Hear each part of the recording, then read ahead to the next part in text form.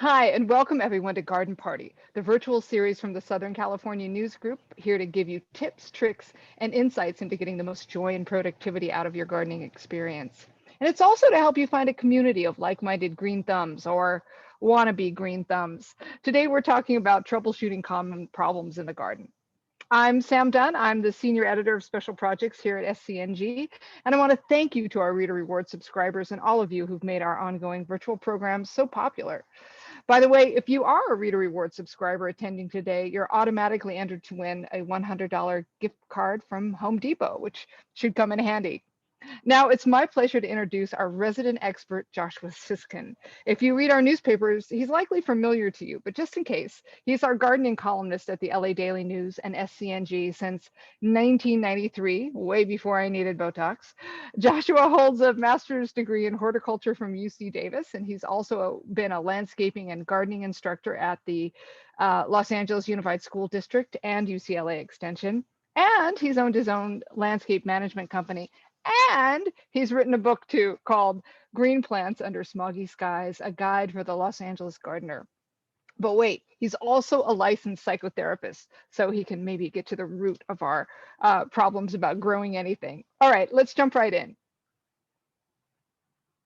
Are there just people who are, constitutionally incapable of, not killing plants? What do you think about that? Well, it's a very interesting question. The truth is, it's really about experience, and it's about trial and error, and it's about determination. You know, there are people with PhDs in botany who can't germinate a seed, okay? Because they never put their hands in the dirt. But then you have gardeners who don't have any formal education, and their gardens are just, tropical paradises. So how do you explain it? The guy who's created a tropical paradise is someone who loves plants and is determined to make these plants grow well. Whatever it takes is going to be done. It's a constant effort, really. It's a practice, right? I mean, it's practice, like yeah. It's a break. yeah. I mean, and then here's another key, and that is it's about patience. I think that, I've often the garden is the last bastion of patience, right? We live in a culture where people want it now, but when you're building a good garden soil, it's not going to happen overnight. Okay, you're going to have to put in soil amendments, and you're going to have to wait until they start to activate. You're going to have to bring in mulch, which is something you put around the plants to preserve water. And as the mulch breaks down, it fertilizes the plants. So what you want to do, a green thumb is not something that anybody's born with, but it's through trial and error. And actually, somebody said something even appeals to me. If you have a spiritual side, it's like this can be a kind of a revelation that all of a sudden you're completely immersed in plants and gardening, and you weren't the day before. But something happens where all of a sudden you look at plants and you say, I've got to have a part of this. And your life, from the moment before you got involved in plants to the moment after you got involved in plants, is totally different. I love that so much. Just as a side note, my husband, a few years ago, we lived up in Northern California. We lived in the gold country of Northern California. My husband, who has, he was raised in suburban Orange County most of his life. Right. He became so enamored of the idea of gardening. That's all he did. And within a year, he became something of an expert just by doing what you were talking about. I mean, he really threw himself into all of this. Right. That's Very really healing. what it takes. It's it's a total commitment. It's a total. I love that. I love that. Well, listen, let's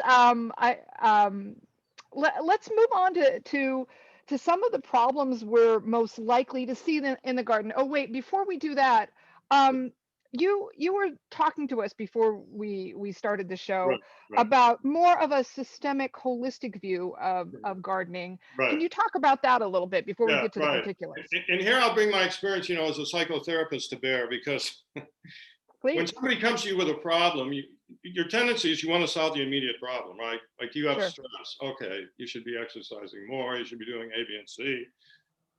But then you want to go to the source of the problem, right? What's really underlying it? Is there satisfaction with your job? Is there satisfaction with your your romantic partner, or whatever it might be? The same thing is true with a garden. In the garden, you're going to see a pest. You're going to see a weed. You're going to see something that you'd rather not see. You're going to see yellow leaves. Now you can get out the spray bottles and you can get out the fertilizers and you can start addressing all these problems, superficial problems, I call them.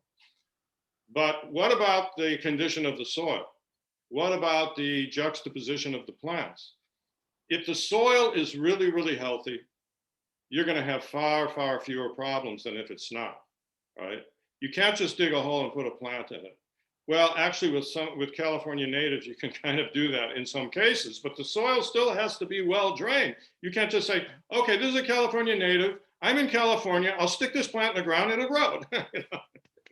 It doesn't happen that way, Natives need a really fast draining sandy type soil. So you have to go holistically. And for example, people that have really become experts, if you want to call it that, in gardening, don't spray anything.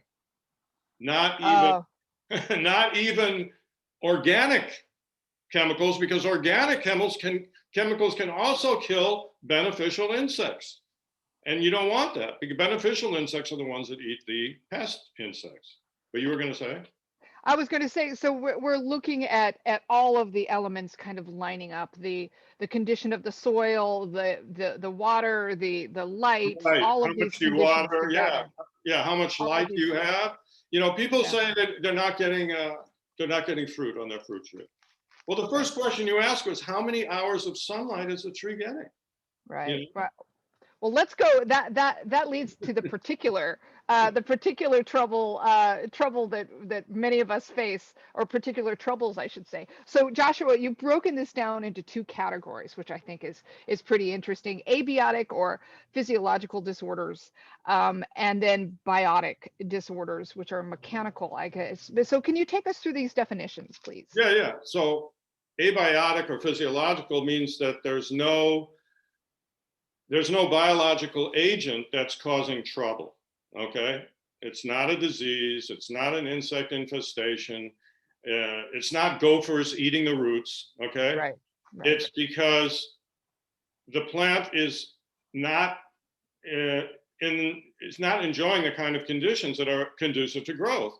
And for instance, if you dug a hole that's not big enough for the roots, right?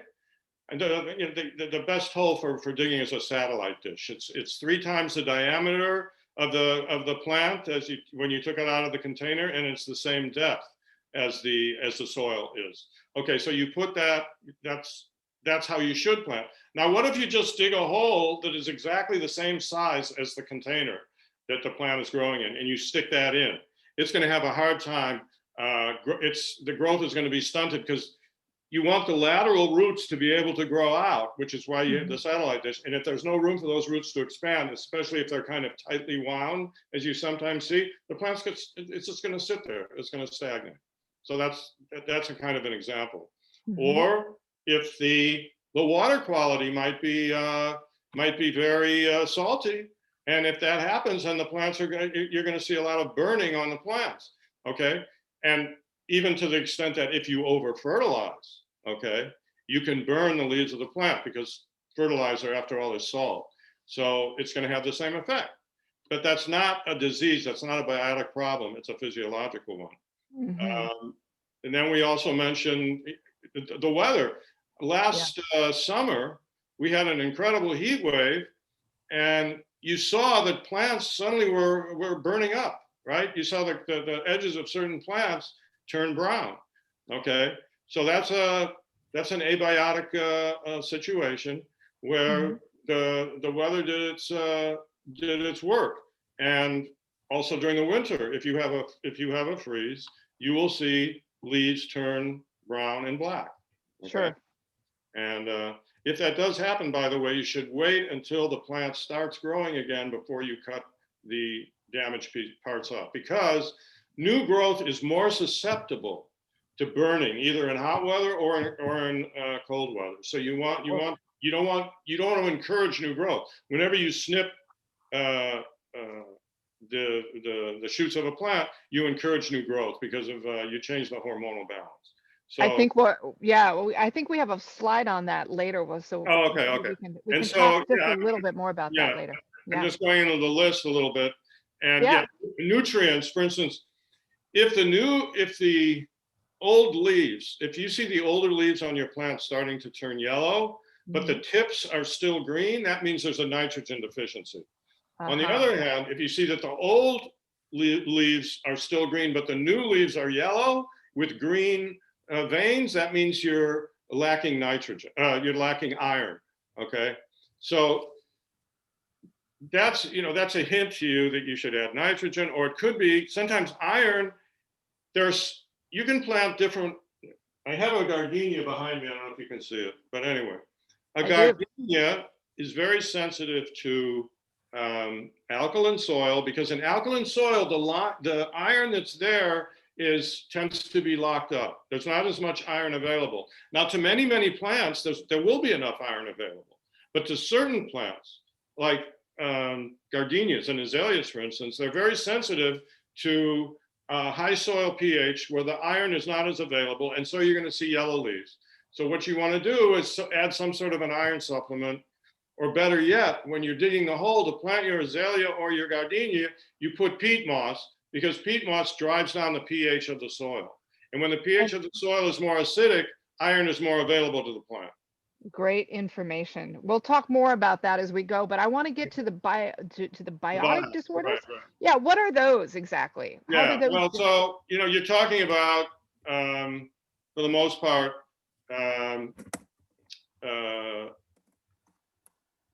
disease agents, right, and insect pests. I mean, a disease, right? You have to distinguish between a disease and an insect pest, or let's say a nematopest. A disease is caused by a fungus, a bacteria, or a virus, right? Okay. And you have all of those in plants, okay?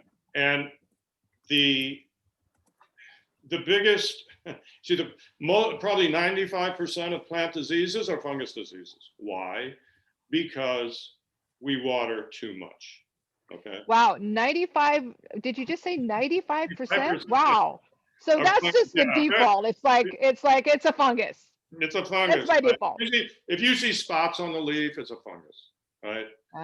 If you see a little, a layer of white, like powdery mildew is the most common one, right? You see this layer of white on the surface of your leaves, it's a fungus.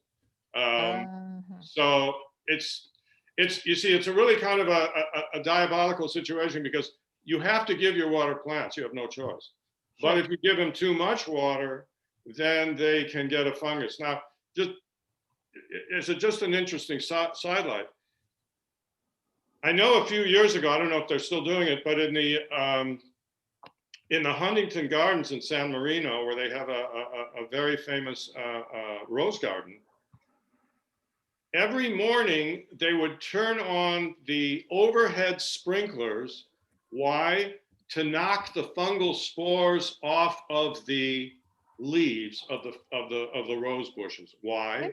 Because when there's dew at night, okay, and then the sun comes up and there's fungus floating around the atmosphere, if your leaves are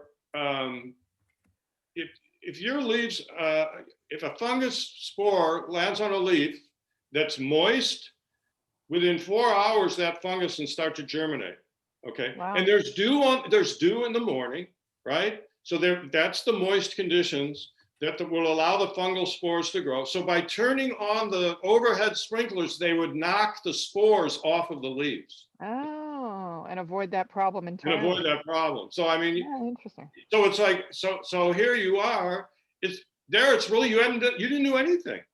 Yeah. But the morning dew itself is an invitation for the fungus to come and make its home. Interesting. Okay, let's move on to my next most favorite thing we have on the slides, bacterial ooze. What the heck? Bacterial ooze. what I mean, what happens is, yeah, well, it's actually common on magnolia trees. What happens is if there's some sort of I mean, it can actually happen anywhere, but if there's some sort of a situation where the bacteria can enter into the plant because there's some sort of a nick in the bark, for instance, what happens is that the bacteria causes fermentation. Okay, it's a little bit, it's kind of like yeast. You're making wine. There's fermentation, and the fermentation inside the plant causes the sap to ooze out. Okay, so that's an example of bacterial ooze, and you can see it. You can see it in I should say there's an ooze. It's not necessarily bacterial, but when borers enter fruit trees like peach trees and plum trees, you will see the sap coming out of them sometimes. So that isn't. Yeah, that's not necessarily bacterial, but let's put it this way: the ooze that comes out is a symptom of the situation inside the plant. Again, an evidence, as we say, of pathogen happening. Pathogen, yeah, that's a good word, because you're talking about pathogens when you're talking about fungus, bacteria, and virus. Yeah. So nematode cysts, I don't know what that is. Well, nematodes are microscopic worms, and they live in the roots of certain plants. Okay, and what they do is they disrupt the water, what they call water translocation, or a movement through the plant, because they're clogging the roots. You find it in tomatoes too, by the way, and sometimes. And if you shop for tomato seeds, they'll have a VFN on the package, which means resistance to verticillium and fusarium fungus, and is nematodes. Okay, because and nematodes can be a problem with tomatoes, but they can be a problem with a lot of different crops. Interesting. Yeah. Interesting. So let's move on to some of the specifics we have. Julie, they're behind the scenes. Yeah, let's move on to. Here's a perfect example. The leaf on the left, okay, that's going to be that's a iron deficiency because it's a new leaf. The veins are green, but the outsides. But the interveinal spaces are yellow, and so that's an iron deficiency problem. The one in the middle, it looks like, I think it's a banana leaf, and that looks like nitrogen deficiency, just because it's very yellow, and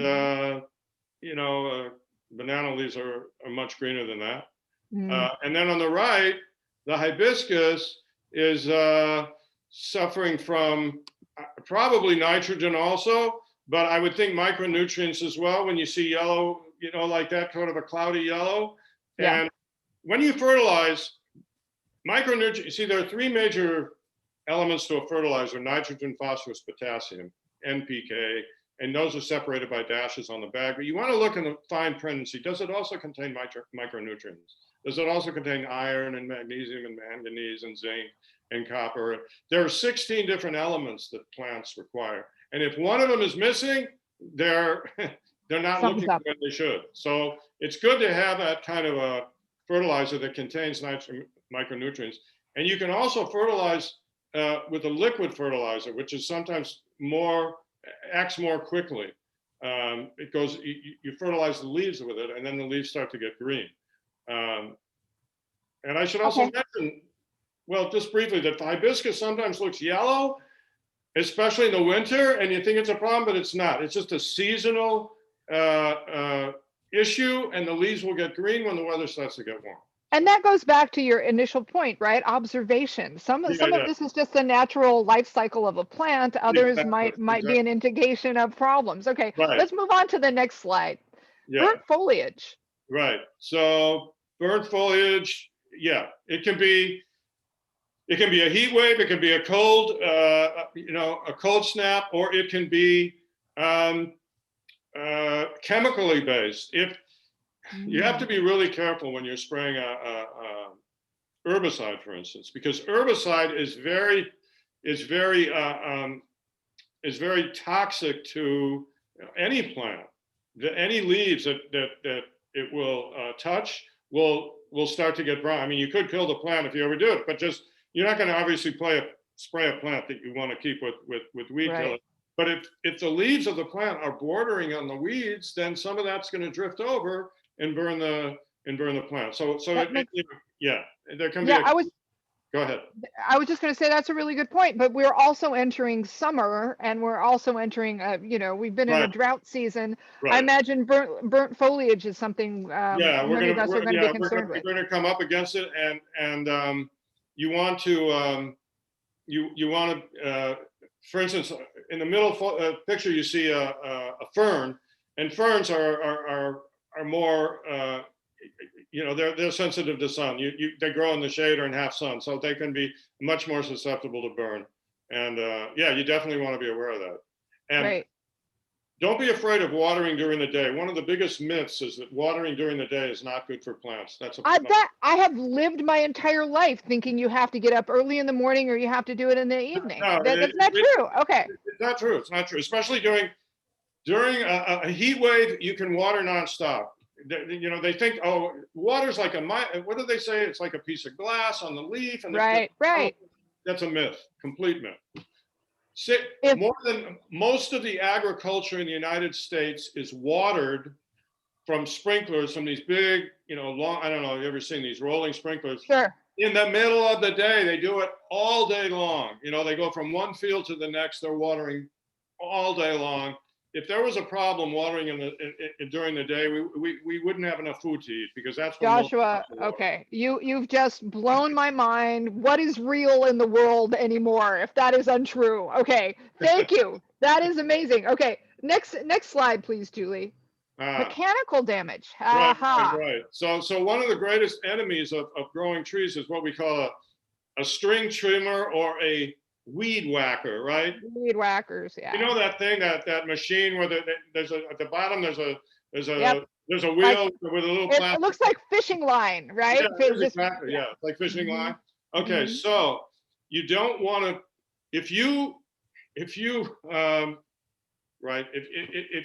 strike the bottom of a tree, if you whip the bottom of the tree with that filament, it's going to eventually kill the tree, because if you go all the way around, you see the water that goes into a tree, the water that goes up from the roots of the tree, it's not going up in the middle of people think, oh, it's going up in the middle. No, it's going up on the sides. The vessels for conducting water are just beneath the bark.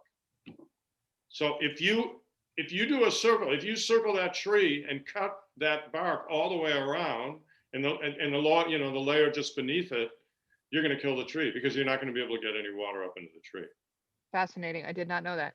Yeah. Okay, let's move on. Do we have another slide, Julie? Okay, here's too much or too little water. So we're talking about leaf roll. Yeah, leaf roll. Yeah, I just want to, I don't know whether this is an example, but my poor Christmas cactus hasn't moved in the last year. It hasn't gotten smaller. It hasn't gotten bigger. Leaves drop. Where are you growing it? In the bathroom. Okay. In the bathroom. The question is, does it get good light? Maybe not great light. Okay. So Christmas cactus, it can grow in the shade, but it does better when it gets some bright light. Most indoor plants need to be very close to a window. That's the truth.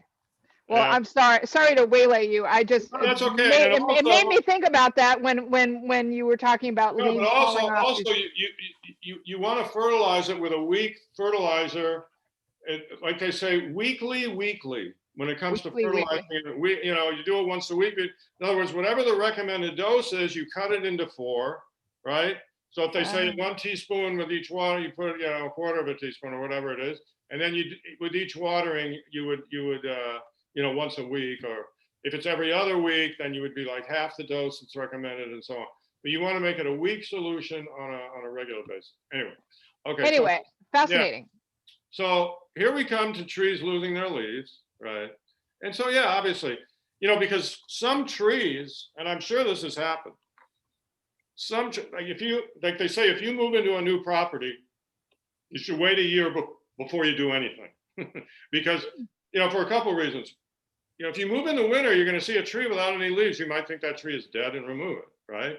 Like some trees, like a pomegranate or even an ash tree, when their leaves are off, they look dead, or even a fruit tree like a plum tree.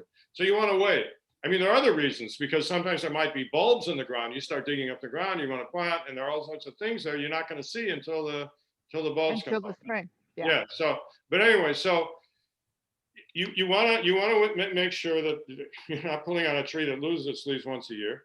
But then also desert plants can lose their leaves in the summertime, like the Parkinsonia, the Palo Verde tree. It's a very popular tree now. It loses its leaves in the summer. Acatillo is another desert plant, loses its leaves in the summer. But plants can lose their leaves if their roots are restricted, right? We were talking about that earlier. Yeah. If you have a ficus, and this most often happens in containers, but containers grown outdoors.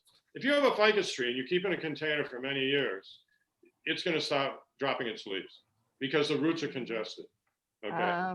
And when that happens, you have to take it out and prune the roots, take off a third of the roots, and then put it in another pot in a larger size with fresh soil, and then it can start growing again. Great. Now do we have any other slides left? Because I'm seeing that we have a lot of questions. Oh, there we go. Planting too deep. So here you go. Yeah. So here's another. This is a classic abiotic. We haven't gotten a biotic, but yeah, if you take a plant out of its container and the roots are just packed like that, you got a problem. Can it grow? Yeah, it can grow, but you need to pull them apart and give it a chance to spread its roots. And then planting too deep is always a problem. If anything, you would want to plant maybe an inch above, but never below the soil. See, the soil line, the middle photo is perfect. The soil line, when that plant is in the ground, you're going to see exactly the same stem, right, down to the point where it meets the soil, and that's going to be the same level as the soil line where you planted it. Okay. And you never want it to plant deep.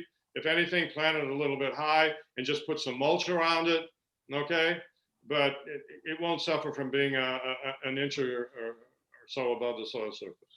So that's the default. Right. Better too high than too low. Got it. Absolutely. Yeah. Okay, Julie, next slide, please. Are there any more? Branches break? Oh, poor architecture. Yeah, right. Certain trees. I mean, I know one in particular, the Bradford pear. I don't know if you know the tree, but anyway, all of it has a really difficult architecture, or dangerous. It has a lot of branches that are coming from a single point. And it's just a matter of physics. If you take a lot of weight on one point, something's got to give. So you will regularly see branches of these trees breaking in the summer. Another one is eucalyptus. Okay, eucalyptus has very brittle wood, and if you don't water it, let's say for a period of time, and suddenly you gave it a lot of water, then the water's taken up, and the branches become heavier than they're used to. They'll fall, they'll break. It can also happen after a rainstorm. Often. We've all seen that branches break after a rain, right? Yes. That's one of the reasons. Sometimes it's just because the roots are undermined, right? It gets very, very the soil gets very, very, very soft, right? And the wheat and the tree is so heavy that it just falls over from its own weight.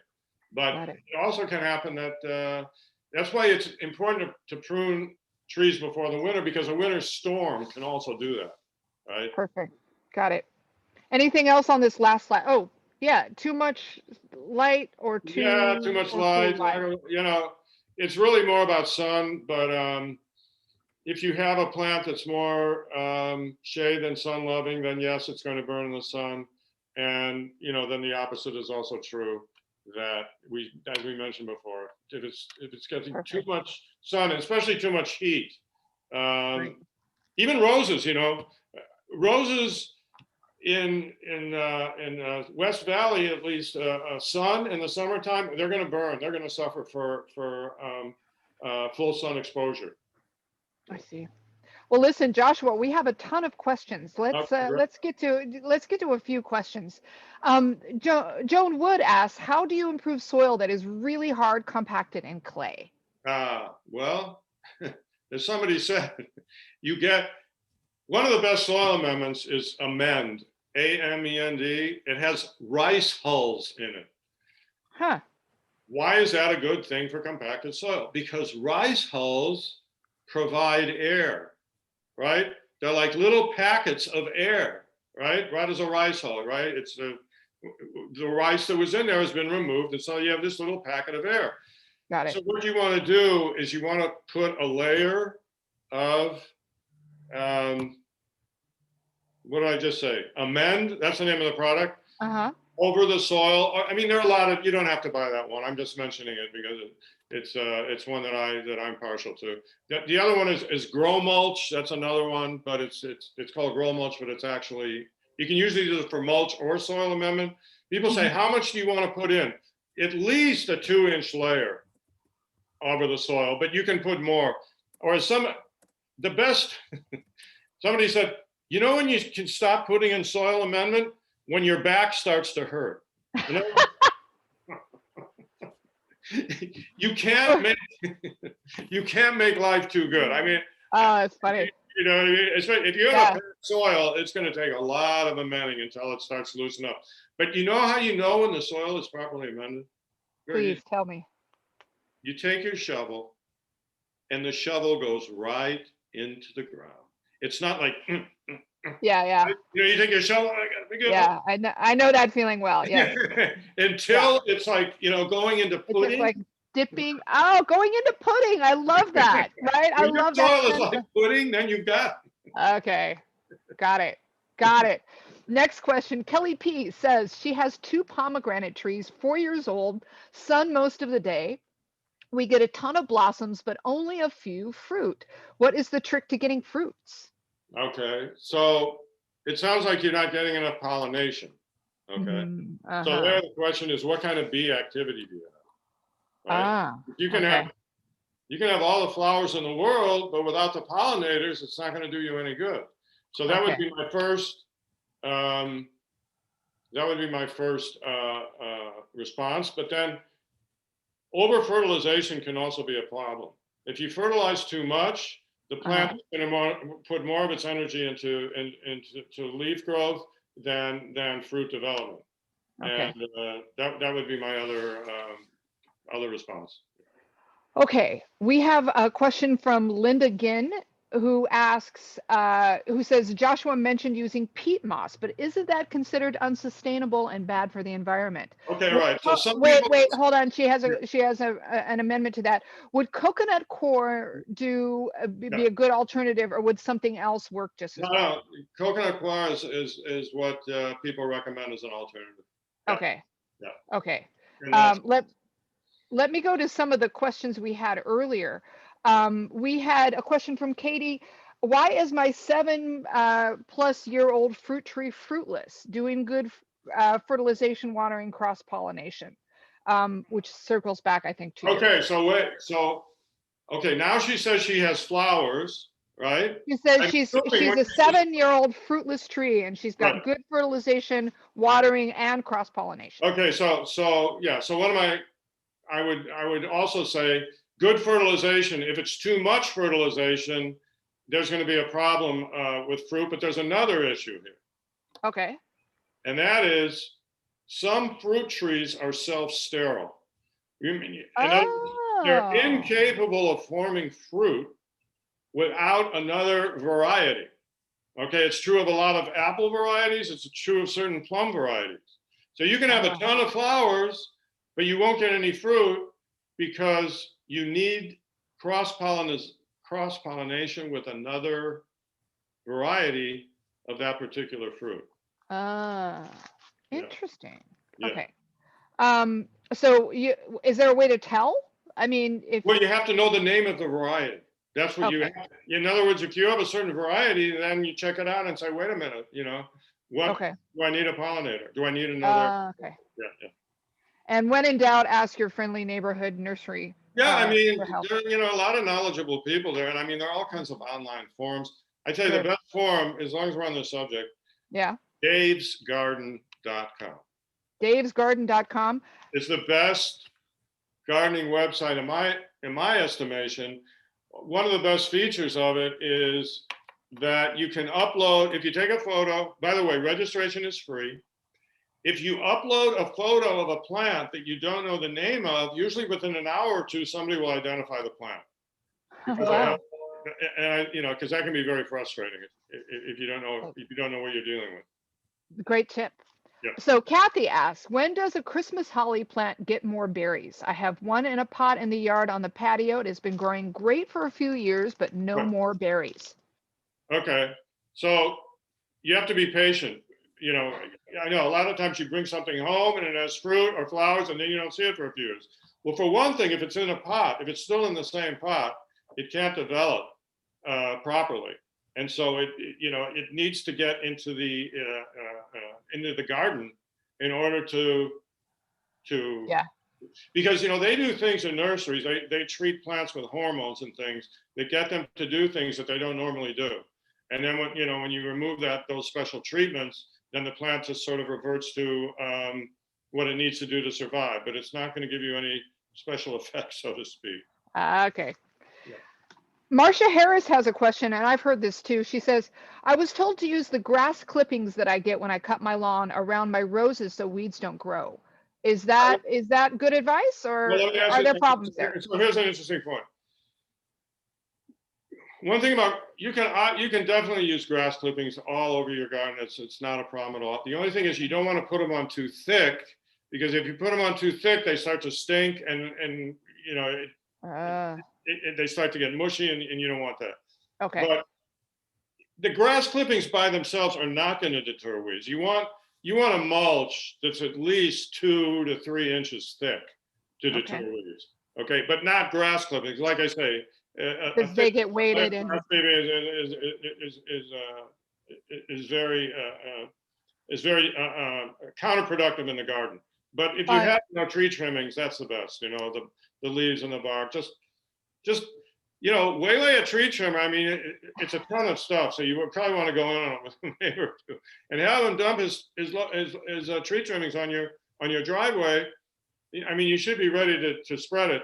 But if you do that every couple, 2-3 years, your plants are going to look fantastic, because you're going to cut down on the watering, right? This layer of mulch is going to mean you're going to water much less than you would otherwise. The mulch is going to decompose, which means as it decomposes, it's going to fertilize your plants, and it's going to keep out the weeds. When you have 2 to 3 layers of mulch, so your weed control, your water control, your fertilization, you got all this stuff wrapped up in your mulch, interesting. Yeah, and that's why it's such a tragedy that people don't recognize this more often. I think they're beginning to, but I mean, it's free. That's the thing. You grow a beautiful garden for free. That's the point. You don't have to go out and buy a ton of things, right? I love it. There, Well, speaking of something for free, we have a really interesting question here from Layla Lopez. She says, I have corn that is growing from a crack in the concrete. I want to pull it out and plant it in dirt. Will I kill it if I try to move it? It's approximately 2 feet high. Okay. She says it has about 4 stalks. I put a mound of dirt over the concrete to encourage more root growth. I figure it would need some good roots for replanting. The new roots seem to be growing rapidly on top of the concrete. Yeah, and then again, okay. Yeah, so but don't you dare move it. You'll kill it. Okay. You're stuck with it. I'm sorry. And then we have a question. Oh, I missed this one from Adela. My pitsorm tree is about 10 years old, pretty tall. I know it will shed some older leaves, but a lot of the leaves are yellowing right now. It gets watered when the lawn gets watered, plus occasional deep water. Maybe it needs more water? Any suggestions? No. I didn't tell her this, but if it's a pitsorm tree that I'm familiar with, it's called a Victorian box, which is a beautiful tree when it reaches full size. It's actually I don't know if she planted it, because it comes up all over the place. But there's a disease called oak root fungus, to which this pittosporum is very susceptible. So that, I think, probably could have something to do with the fact that she's getting a lot of yellow leaves. Also, if there's, if there's certain wilting. So in that scenario, I would not water that tree at all. Interesting. Yeah. I'm going to go back to another question from previously. This is from a first-time gardener. She says, I'm essentially a first-time veggie gardener. I'm using all raised beds, one each of cilantro and parsley, have abnormal leaves and are poor doers, but the other plant species are doing fine. Any suggestions? Okay, wait a minute. She said her parsley and her cilantro. Right. I have abnormal leaves and are poor doers, but all the other plant species are doing fine. Right. Okay. That's from Amy Worrell. Okay, so it's interesting because cilantro is I'm wondering if there's too much water, because cilantro doesn't need very, very little water. And parsley also, I mean, if it's growing in good soil, I'm just wondering if she's overdoing something. That would be my initial. So the cilantro and the parsley would be the bellwether then that something else is going on, maybe. Right. I mean, I think that, and again, you see, it's so hard to say that what does it mean they're not doing well? You know what I mean? You got to get specific. Yeah. Are the leaves yellow? Maybe she's not that familiar with, there are many different types of parsley, and some of them have leaves that are rather bizarre looking. Okay. There's not just one. I mean, there are a multitude of parsley varieties with different shaped leaves, and as for cilantro too, I mean, it's like you have to be familiar with the plant and know what's normal and what's not normal. Okay, good, thanks. From Margie Matsui, we have the question: old fig tree. Margie, I have 2 old fig trees in the back of our property too. I so know it. She says green type fruit, but always dry inside. Is the tree just too old? Yeah, probably. Yeah. I have the same thing. Well, the birds like it. Yeah. Pietra Gall asks, what time of day is a good time to spray the roses? Is it so if you're going to spray, the best time to do it is early in the morning, because spraying can always cause burn. Okay, spraying is if you do it in the middle of the day, that can cause burn, because it's just a chemical reaction with the leaf. The leaf is more sensitive when it's hot outside. We're not talking about watering. We're talking about spraying. Right. So that's the difference. Yeah, watering, you water anytime. Spraying is different because it's a chemical reaction. The other thing, very important when we talk about spraying, spray a small section of the area and see what happens. Give it 24 hours to make sure that you're spraying the right concentration, that the plant has is not overreacting, right? Or if you spray it, they say generally if you spray, you should spray to the point that the stuff is dripping off the leaf, because that's when you've really done it right. But make sure that make sure that when you do that, you don't burn the leaves. But if you do it on a small area, so you burn the leaves on a few shoots, but you won't burn all your roses. Makes sense. Okay, now speaking of leaves, Diane Zenda asks, my geranium leaves are being eaten and have lots of holes. How do I remedy this? Okay, so that's a Geranium Budworm. It's a larva of a moth, and there are 2 products that you bring to bear when you're talking about spraying larva, which is just the scientific name for caterpillars, right? So you got a caterpillar, and what you spray, there are 2 products. One is called BT. They both contain bacteria, so it's like what we call biological control. When you use one organism to control another one. So the first product is BT, Bacillus thuringiensis, and that is something that takes care of larvae, especially when they're young. And then there's another product called spinosad, which is used more when the larvae are at a more advanced stage. Actually, you can find spinosad. There's a product called, it's a funny name, Captain Jack's Dead Bug Brew. Great name. Anyway, that contains spinosad, which is, so these are the 2 products. that are totally benign, right? You can spray them on your vegetables. It's not gonna impact the quality of the fruit. You can still eat the fruit. Those are the two products that are recommended for larvae or larvae is a plural. Larva. Yeah, and then and that should take care of it. But again, if you have like a ton of geraniums, you just want to spray one plant and see what happens. See what happens. And see, if the concentration is too great. And actually, you can also spray neem, Neem, which is sort of like the magical. A neem comes from the seeds of a tropical tree. And if you just want to have one pest control product in your garden shed, it's neem, Neem. It kills insects, and it kills larvae, and it also controls fungi. And it's organic. It's not a Dow chemical product. Use it on your vegetables, and you can use it on everything.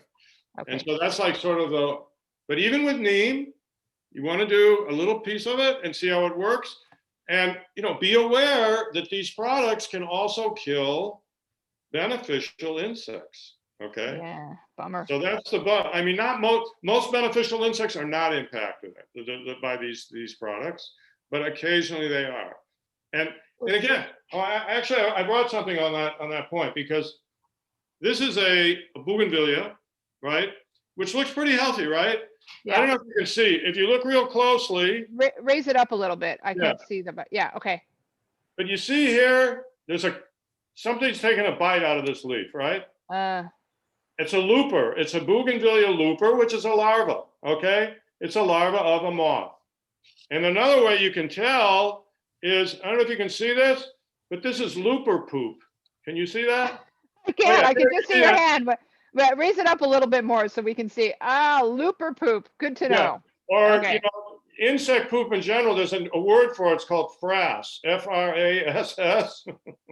But anyway, that's a great Scrabble word, by the way. But anyway, so here you go. So you can see where the looper is taking a bite out of the leaf, and it's left poop behind. Okay, but now here's the thing. This bougainvillea is like unbelievable. Right now, it's just flower. It's a massive color. It's gorgeous. It's a picture of health. But I know by the end of the growing season, by the end of the summer, this whole plant is going to be eaten up. Not totally, but I'd say a majority of the leaves are going to have considerable damage. But I'm not going to do a thing. Why? Why? Because I know that next spring, it's going to start growing like crazy again. Very beautifully. I mean, if I could show you a picture right now, you'd say that's the perfect bougainvillea.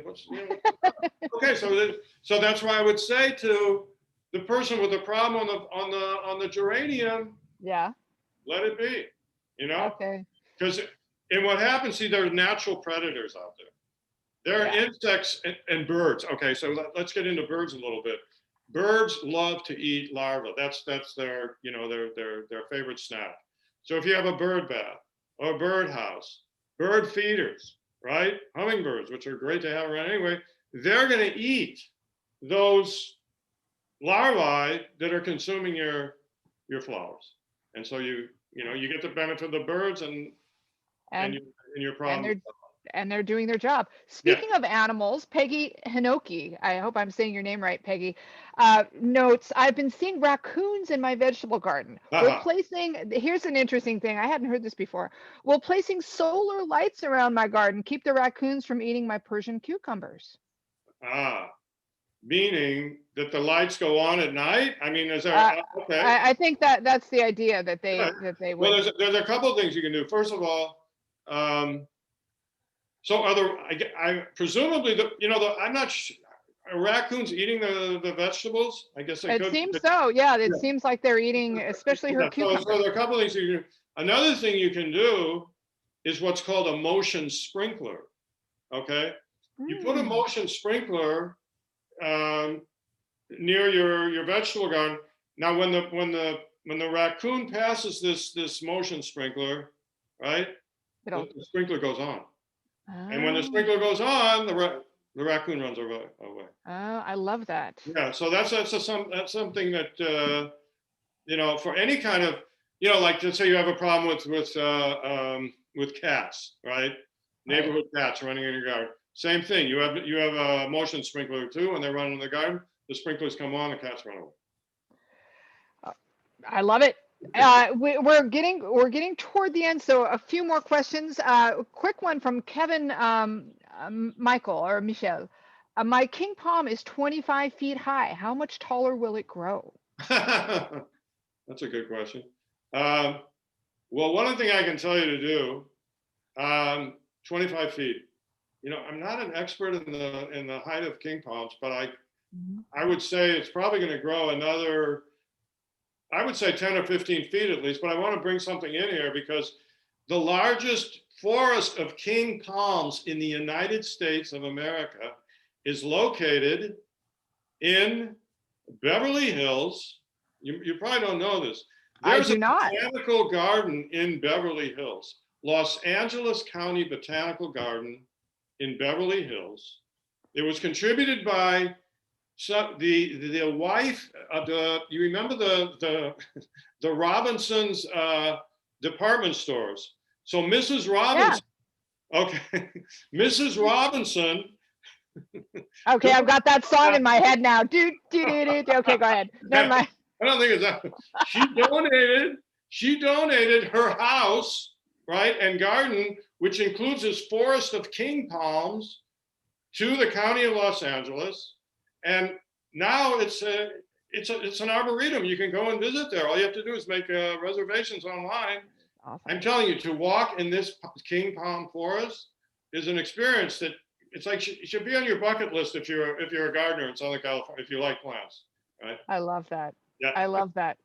I'm going back to an older question. Sue Andrews writes, "Can you give me any tips on growing rhubarb?" Rhubarb is actually a very tough plant. Is it? Yeah. You know, I thought it was like a weed. I thought it just grew. It seemed to always grow in my grandmother's garden. Rhubarb is actually one of the easiest plants to grow. It's a perennial. You can grow it. I would say give it half-day sun, but it's a very strong plant, and you shouldn't have any trouble growing it at all. I mean, you usually sell the starts. You can, if you go online, you'll find that they sell crowns, which are like you know, root pieces with maybe a little bit of the stem coming up, and so that's what you plant, and it grows into a nice plant that you know, you can eat, rhubarb. Adela has a question, and this might be the second to the last question. Adela says, "I have 3 privets." Am I saying that right? Right. That I planted about 8 years ago. They had been growing very well until last year. All new leaf growth was very stunted, very tiny little leaves, and basically stopped growing. The old leaves got very spotted and yellow. I severely pruned back to the trunk. New growth this year is the same as last year. What do I do?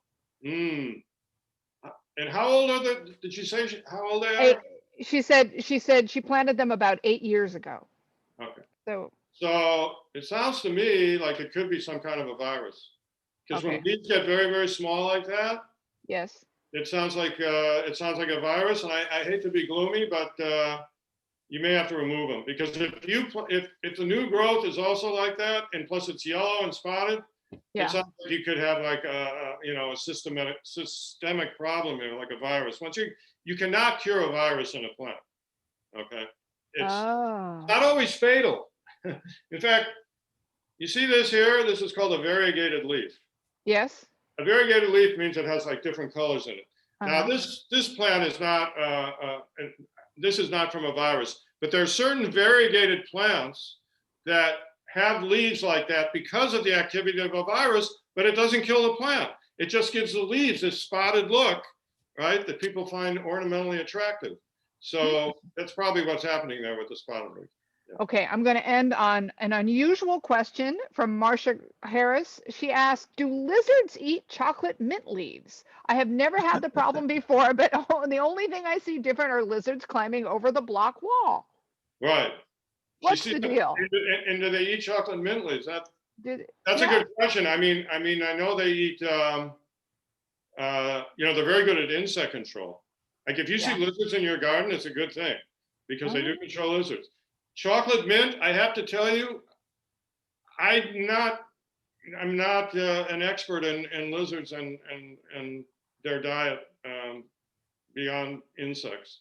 Wait, I wait, wasn't sure. this is important. We have found a limit to your knowledge. Everybody, we have found a limit to Joshua's knowledge. The It's truth of the incredible. matter is, I wasn't aware that lizards eat organic matter. I thought they only, chase down bugs. Usually Well, an animal clearly. that moves quickly is a carnivorous animal. Like you see that in spiders, right? There are two types of spiders, or even insects. There are fast-moving spiders and slow-moving spiders. Slow-moving spiders eat organic material. Fast-moving spiders eat other insects. They're hunters, right? So I always thought of the lizard as a hunter, but I could be wrong. I could be vegetarian too. Yeah, they're vegetarian lizards. Anyway, that was a great question. Thank you, as always. It's always such a pleasure. I learned so much just hanging out with you, I Joshua. really hear that, Samantha. And I'm digging your plants in the back. Anyway, thanks to the editors Vanessa and Eric and Jeff for answering questions behind the Can I scenes. just say a couple? I want to say hello to my niece who's listening in Israel. Her name is Vered, and Vered means rose. And I also want to say hello to my wife, who I believe is also listening. Her name is Lois. Well, what's your wife's name? Lois. Hey, Lois. Lois Piskin. She's a famous third grade teacher. And third grade teachers are indeed famous. They make the world go round. Thank you so much for tuning in, Lois, and thanks for everybody else. And let me just say again, the editors, Eric and Vanessa and Jeff, were all on the chat answering questions. So thanks so much. And you guys, if you have more gardening questions, go to gardening@scng.com and we'll get those to Joshua and our master gardener, Laura, as well. Sign up too for the Garden Party newsletter. And please join us for our next garden party on September 15th, where the topic will be fall being the best time to plant. To register, go to, again, our favorite site, scng.com/virtual events.